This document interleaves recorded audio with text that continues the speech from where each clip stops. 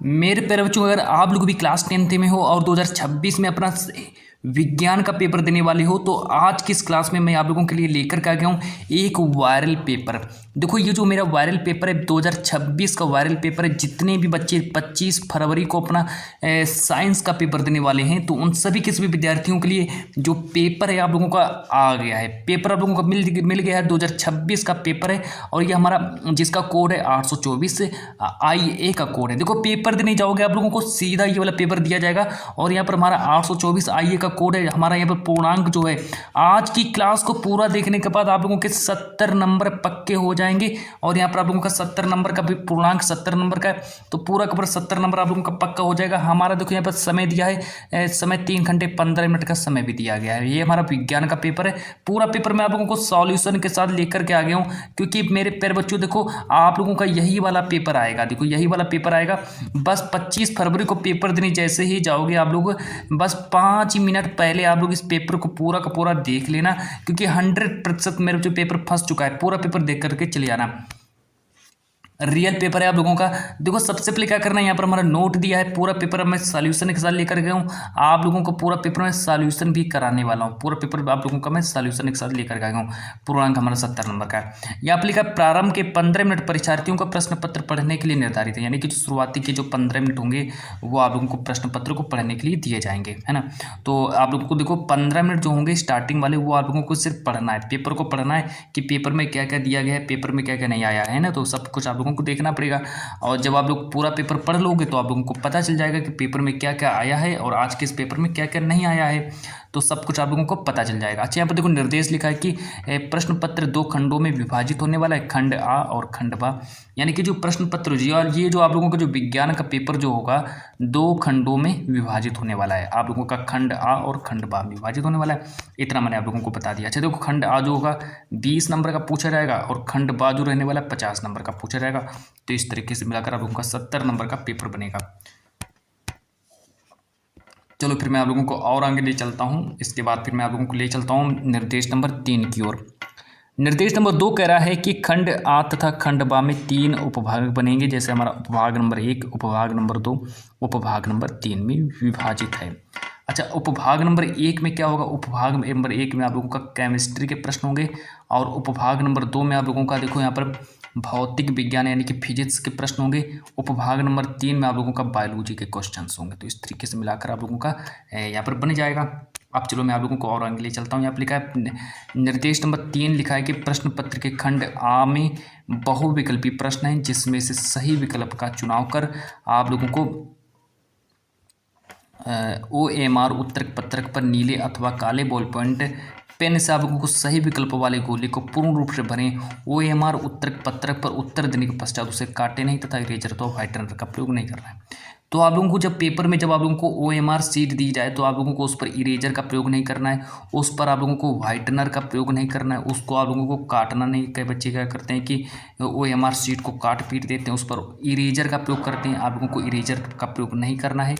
अब इसके बाद फिर देखो मैं आगे बात करता हूँ। यहाँ पर लिखा है निर्देश नंबर नेक्स्ट है कि खंड आ में बहुविकल्पी प्रश्न हेतु प्रत्येक प्रश्न के लिए 1 अंक निर्धारित है। आप लोगों का जो बहुविकल्पी प्रश्न जो होगा 20 नंबर का पूछा जाएगा, तो उसके लिए जितने भी अंक होंगे यानी कि 1 नंबर का पूछा जाएगा बहुविकल्पी प्रश्न, तो 1 अंक उसके सामने निर्धारित कर दिया गया है।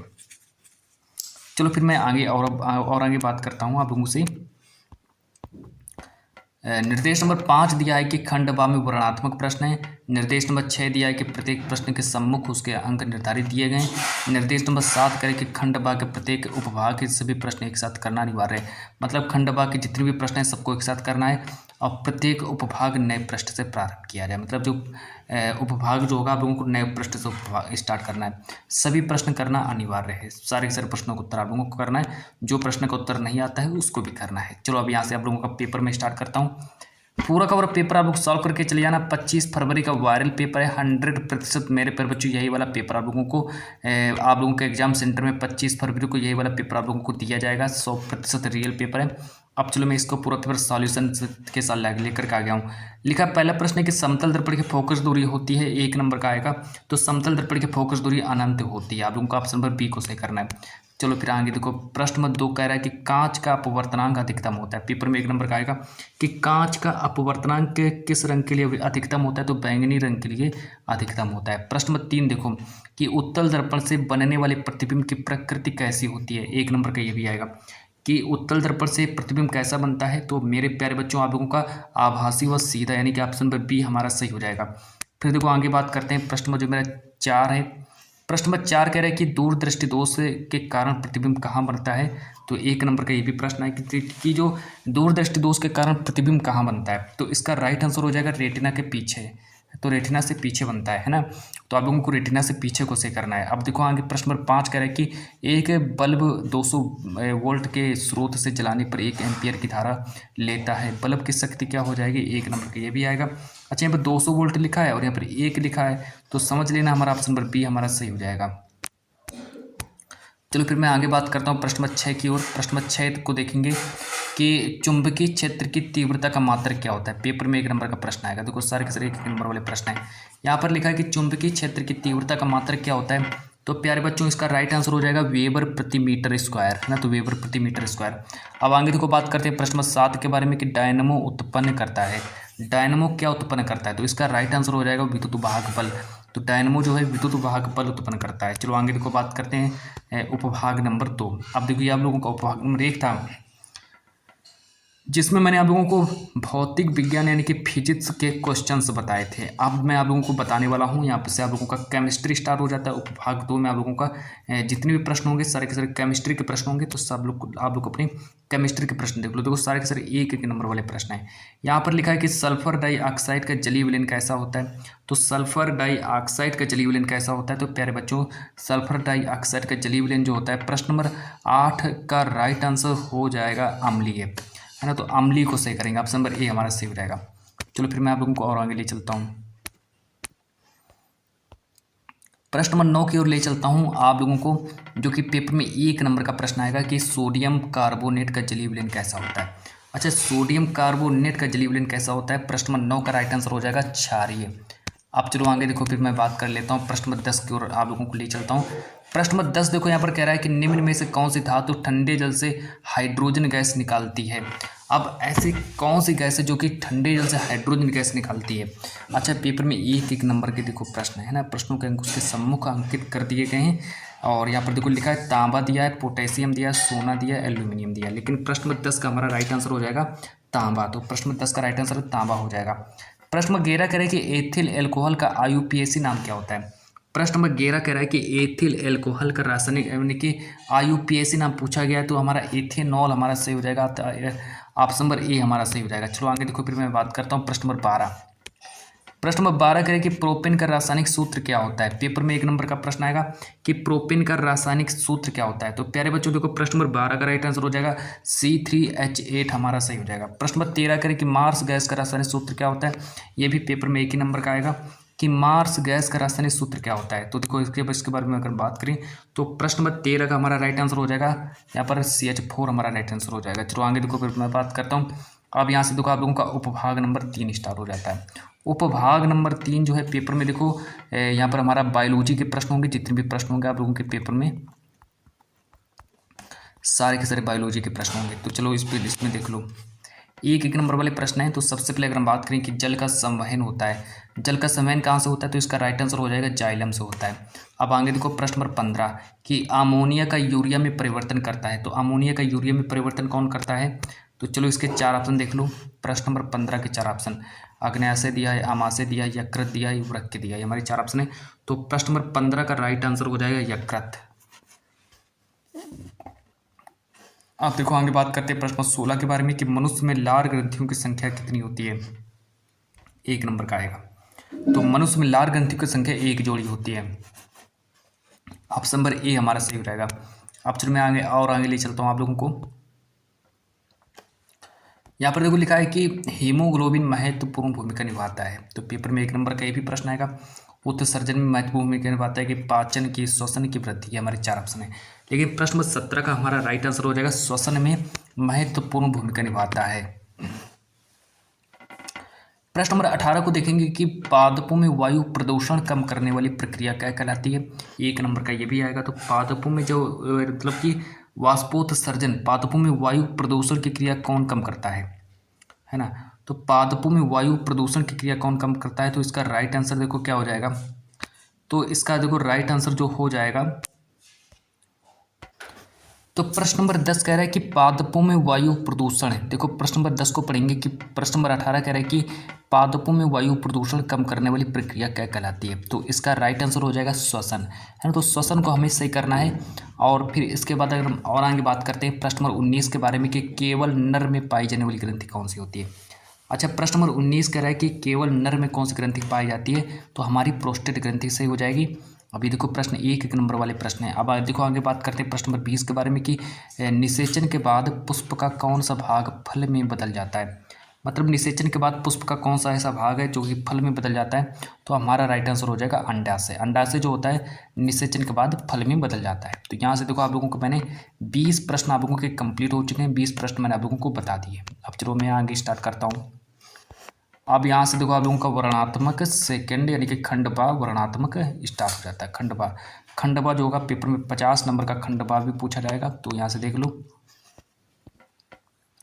यहाँ पर लिखा है उपभाग 1। उपभाग 1 मतलब कि यहाँ पर जितने भी प्रश्न होंगे आप लोगों के देखो फिजिक्स यानी कि भौतिक विज्ञान के प्रश्न होंगे। तो सारे के सारे भौतिक विज्ञान वाले प्रश्न हैं आप लोगों के सामने। मैं भौतिक विज्ञान के प्रश्न सबसे पहले मैं बात करूँगा। तो सबसे पहले मैं आप लोगों को भौतिक विज्ञान के प्रश्न बताऊंगा। पहला प्रश्न है कि दूरदृष्टि दोष क्या होता है, इसका निवारण कैसे किया जाता है। पेपर में 2 नंबर का प्रश्न आएगा कि दूरदृष्टि दोष क्या होता है और हमें इसका निवारण कैसे किया जाता है। तो इस तरीके से मिला करके आप लोगों का 2 नंबर का प्रश्न पूछ लिया जाएगा। अब आगे देखो बात करते हैं। दूसरा ऑप्शन है कि एक 3 सेंटीमीटर ऊंचाई की वस्तु एक अवतल दर्पण से 8 सेंटीमीटर की दूरी पर रखी गई है, जो 4.5 सेंटीमीटर ऊंचाई का आभासी प्रतिबिंब बनाता है। प्रतिबिंब की स्थिति तथा फोकस दूरी ज्ञात करो। तो देखो इसका अगर आप लोगों को सॉल्यूशन चाहिए तो मेरे पास पीडीएफ है, पूरी पीडीएफ है। तो मुझे कमेंट कर देना, तो मैं आप लोगों को पूरी की पूरी पीडीएफ दे दूंगा। फ्री में पीडीएफ देता हूँ, आप लोग पूरी पीडीएफ ले सकते हो मुझसे, है ना। तो मैं आप लोगों को पूरी पीडीएफ दे दूंगा और फिर इसके बाद फिर मैं और आगे बात करता हूँ। सॉल्यूशन आप लोग दे सकते हैं, कहीं से भी आप लोग सॉल्यूशन इसका निकाल लेना। तो ये आप लोगों के पास क्वेश्चंस बैंक होगी, तो क्वेश्चंस बैंक में ये वाला प्रश्न आप लोगों को मिल जाएगा। अब आगे देखो फिर मैं बात करता हूँ प्रश्न नंबर 2 के बारे में। प्रश्न नंबर 2 के बारे में बात करता हूँ कि निकट दृष्टि दोष क्या है, किरण आरेख द्वारा समझाइए। हमको निकट दृष्टि दोष क्या होता है, इसको हमें किरण आरेख द्वारा समझाना है। किस लेंस द्वारा यह दोष संशोधित किया जाता है। पेपर में 2 नंबर का आएगा। अच्छा, प्रश्न 2 कह रहा है कि स्वच्छ आकाश का रंग नीला क्यों प्रतीत होता है, व्याख्या कीजिए। तो 2 + 2 यानी कि 4 नंबर का हमारा प्रश्न यहाँ से बन जाता है। अब देखो प्रश्न में 3 यहाँ पर देखो लिखा है कि 3 का 1 दिया है कि एक समान चुंबकीय क्षेत्र में धारावाही चालक पर बल किन किन बातों पर निर्भर करता है। इस बल की दिशा भी ज्ञात कीजिए और उसका हमें नियम बताना है। तो 2 नंबर का आएगा। अच्छा, दूसरा प्रश्न है कि स्पष्ट दृष्टि न्यूनतम दूरी से क्या तात्पर्य है। 2 नंबर का ये भी आ जाएगा। अच्छा, प्रश्न में 4 करें कि मानव नेत्र का नामांकित चित्र बनाइए तथा मानव नेत्र द्वारा रेटिना पर प्रतिबिंब निर्माण को स्वच्छ आरेख किरण के द्वारा स्पष्ट कीजिए। 6 नंबर का आएगा। अब एक अथवा करके दिया गया है, पूरा का पूरा पेपर तैयार कर लेना। यहाँ पर देखो अथवा करके लिखा है कि 4 ओम, 8 ओम, 12 ओम तथा 24 ओम प्रतिरोध की 4 कुंडलियों को कैसे संयोजित करेंगे कि संयोजन से नंबर 1 दिया अधिकतम, नंबर 2 दिया न्यूनतम प्रतिरोध प्राप्त हो सके। परिपथ आरेख भी कीजिए। अब देखिए यहाँ से आप लोगों का, ये हमने आप लोगों को भौतिक विज्ञान के प्रश्न बताए हैं ना। तो भौतिक विज्ञान के प्रश्न थे आप लोगों के, ये आप लोगों का भौतिक विज्ञान के प्रश्न थे। अब यहाँ से जो स्टार्ट होगा आप लोगों का देखो केमिस्ट्री स्टार्ट होने वाली है। अब मैं आप लोगों को केमिस्ट्री के प्रश्न बताऊंगा। इस पेपर के जितने भी केमिस्ट्री वाले प्रश्न होंगे, तो केमिस्ट्री वाले प्रश्न देख लो कौन कौन से केमिस्ट्री के प्रश्न पूछे गए हैं। तो सबसे पहले हम बात करेंगे प्रश्न नंबर 5 के बारे में। प्रश्न नंबर 5 कह रहा है कि विद्युत रासायनिक श्रेणी के किन्हीं 2 गुणों का उल्लेख कीजिए। पेपर में 2 नंबर का आएगा। अच्छा, यहाँ पर ऑप्शन नंबर बी कह रहा है कि रासायनिक अभिक्रियाओं से आप क्या समझते हैं, एक उदाहरण दीजिए। तो 2 नंबर का ये भी आएगा। तो इस तरीके से मिलाकर 4 नंबर का प्रश्न। प्रश्न नंबर 5 जो है 4 नंबर का पेपर में पूछा जाएगा। अब चलो बात करते हैं प्रश्न नंबर 6 के बारे में कि निम्नलिखित पर संक्षिप्त टिप्पणी लिखिए। तो देखो ऑप्शन नंबर ए ऑप्शन दिया उदासीनीकरण प्रक्रिया, बी दिया अपचयन क्रिया प्रक्रिया। तो 2+2 यानी कि 4 नंबर का ये भी प्रश्न आएगा। अब चलो मैं ले चलता हूँ प्रश्न नंबर 7 की ओर। प्रश्न नंबर 7 देखो यहाँ पर क्या कह रहा है। प्रश्न नंबर 7 यहाँ पर कह रहे हैं कि क्या होता है जबकि केवल संतुलित रासायनिक समीकरण लिखिए। मतलब क्या होता है, उसका हमें संतुलित रासायनिक समीकरण लिखना है। पहला है कि सोडियम ऑक्साइड की जल से क्रिया कराई जाती है, तो जल से क्रिया कराई जाती है, तो पहला ऑप्शन है। बी ऑप्शन है कि शुष्क बुझे चूने से शुष्क क्लोरीन गैस की क्रिया कराई जाती है। सी ऑप्शन है कि एथेनॉल को सांद्र H2SO4 की अधिकता के साथ 160 डिग्री सेंटीग्रेड से 170 डिग्री सेंटीग्रेड तक गर्म किया जाता है। डी ऑप्शन है कि एथेनोइक अम्ल को सोडियम बाइकार्बोनेट से क्रिया कराई जाती है। ई ऑप्शन है कि एथेनॉल को सांद्र H2SO4 की उपस्थिति में एथेनोइक अम्ल के साथ गर्म किया जाता है। और एफ है कि एथेनॉल को वायु में जलाया जाता है। तो ये देखिए हमारे 6 प्रश्न होंगे। तो ये जो प्रश्न है आप लोगों का 6 नंबर का पेपर में आने वाला है, 6 नंबर का पेपर में पूछा जाएगा। तो मैंने पूरा पेपर आप लोगों को बताया, पूरा मैंने आप लोगों को देखो केमिस्ट्री के प्रश्न है, 6 नंबर का पेपर में ये वाला प्रश्न आएगा। तो पूरा पे देखो समझ सकते हो, है ना। तो इसका आप लोग सॉल्यूशन कहीं से भी देख सकते हो। आप लोगों को देखो आप लोगों के पास क्वेश्चंस बैंक होगी, तो आप क्वेश्चंस बैंक में आप लोग इसका उत्तर देख लेना। अब चलो मैं आप लोगों को और आगे ले चलता हूँ। अब यहाँ पर देखो एक अथवा करके लिखा है कि बेकिंग पाउडर का रासायनिक नाम एवं अणु सूत्र क्या होता है, इसको बनाने की विधि एवं 2 प्रमुख रासायनिक गुण समीकरण देते हुए लिखिए। तो इस तरीके से मिलाकर आप लोग इसका रासायनिक गुण और समीकरण देते हुए इसका आप लोग लिख सकते हैं। देखो यहाँ पर आप लोगों को मौका भी दिया जाता है कि आप लोग चाहे तो आप लोग इसमें से 2 प्रश्न पूछे गए थे। प्रश्न नंबर 7 का एक अथवा करके यहाँ पर देखो प्रश्न नंबर 7 का अथवा करके लिखा है ये वाला, है ना। तो ये हमारा थोड़ा छोटा प्रश्न लग रहा है, तो आप इसका भी उत्तर लिख सकते हो। 2 में से आप लोगों को एक का उत्तर लिखना पड़ेगा। चलो फिर मैं आप लोगों को और आगे ले चलता हूँ उपभाग नंबर 3 की ओर। यहाँ से पूछा गया उपभाग नंबर 3। उपभाग नंबर 3 को देखेंगे। यहाँ पर देखो लिखा है कि निम्नलिखित में प्रत्येक, यहाँ पर लिखा है कि निम्नलिखित में से प्रत्येक का एक उदाहरण दीजिए। पहला है कि विखंडन क्या होता है, दूसरा है कि खंडन क्या होता है, तीसरा है कि पुनर्जन्म क्या होता है, चौथा है कि मुकुलन क्या होता है। तो ये हमारा देखो 4, मतलब कि हर प्रश्न 1 नंबर का आएगा और 4 नंबर का पूछा जाएगा। तो इस तरीके से मिलाकर 4 नंबर के पेपर में प्रश्न आने वाला है। पूरा पेपर देख लेना। अब इसके बाद फिर मैं आप लोगों को और आगे ले चलता हूँ प्रश्न नंबर 9 की ओर। प्रश्न नंबर 9 कह रहे कि निम्नलिखित पर संक्षिप्त टिप्पणियाँ लिखिए। 2+2 यानी कि ये वाला प्रश्न जो 2 नंबर का ये आएगा और 2 नंबर का ये आएगा। तो इस तरीके से मिलाकर 4 नंबर का पेपर में बनेगा।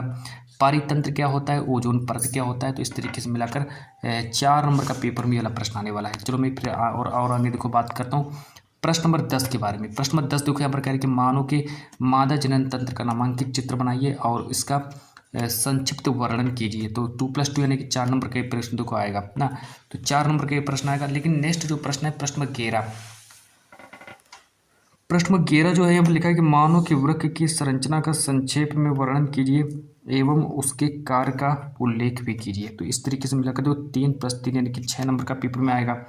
अच्छा चलो 6 नंबर का तो आएगा। फिर मैं और आगे ले चलता हूँ आप लोगों को।